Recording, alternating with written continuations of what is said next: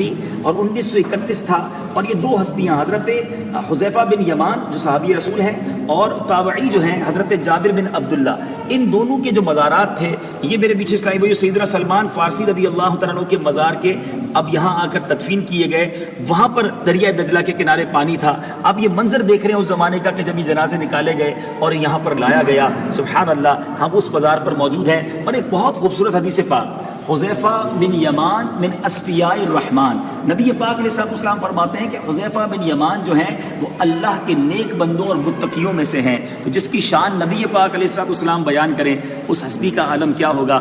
آئیے اب ان کے بارگاہ میں حاضری دیتے ہیں جو رازدار رسول ہیں، جو نبی پاک علیہ السلام کے بہت قریبی صحابی ہیں، اور یہیں پر انشاءاللہ آپ کو دیدار بھی کراتے ہیں حضرت عبداللہ بن جابر اور حضرت باقر رضی اللہ عنہ کے صاحبزادے کا بھی مزار پر انوار ہے۔ پہلے فاتحہ کریں گے اور پھر آپ کو مزارات کی زیارت کرائیں گے انشاءاللہ۔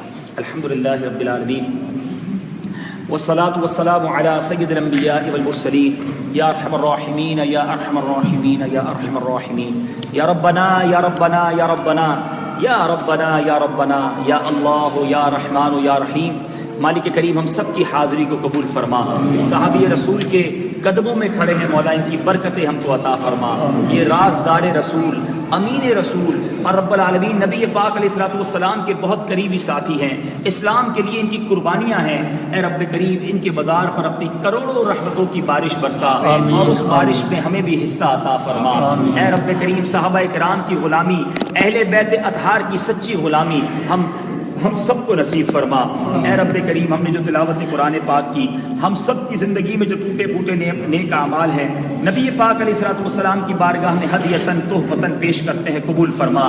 پیارے آقا کے وسیلہ جلیلہ سے تمام انبیاء کرام، صحابہ کرام، خصوصاً حضرت حذیفہ بن یمان، حضرت عبداللہ بن جابر اور ابن امام باقر رضی اللہ تعالیٰ عنہ کی روح مبارکہ کو پیش کرتے ہیں، قبول فرما۔ اے اللہ ان مزارات پر برستی ہوئی رحمتوں کا واسطہ ہم پر اپنی رحمتوں کی بارش برسا دے۔ اے رب کریم ہم سب کے گناہوں کو معاف فرما۔ اے اللہ جو ہماری مشکلیں ہیں، پریشانیاں ہیں، اپنے کرم سے دور فرما۔ اے اللہ جو دکھ درد ہیں آسان فرما، جو بے قراریاں ہیں قرار میں بدل دے، بے چینیوں کو چین میں بدل دے، بیماریوں کو شفا میں بدل دے، دشواریوں کو آسانی میں بدل دے۔ اے اللہ تکلیفوں کو راحتوں میں بدل دے، تیرے خزانوں میں کمی نہیں، ذلتوں کو عزتوں میں بدل دے۔